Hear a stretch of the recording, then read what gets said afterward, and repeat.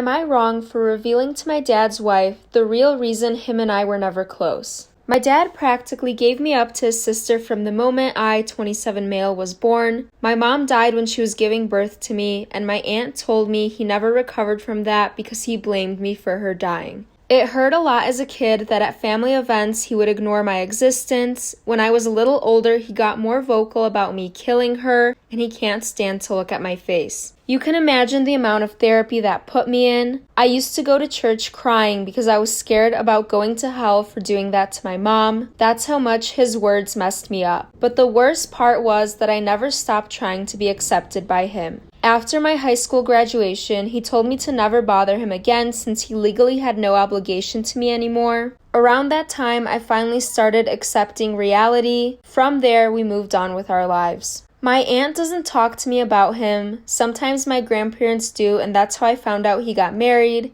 They were mad he didn't invite me to their wedding, but to me it didn't matter because we're not close. But it was his wife who wanted to meet me. It's the first time ever that he wants to make contact, and it was to pretty much say his wife wants me in their life. She doesn't know the real reason about why we're estranged. He asked me to please not say anything, and maybe this could be a way to reconcile after all. But he was only doing it for her. That much was clear when we talked. He insisted on us meeting at their place because she really wanted to meet me. All she thinks is that we were estranged for me not getting along in my teenage years, going to college, and losing touch. It pissed me off that he played it off as us just not talking for petty reasons. Meanwhile, he has been damaging me for years. I told her the truth, everything he said to me, that he was never a parent to me, it was all my aunt. It was definitely a shock for her. The outcome was a disaster. My grandma in particular told me that she understands my anger, but this was his chance to find someone since losing my mom, and now it's been put in jeopardy.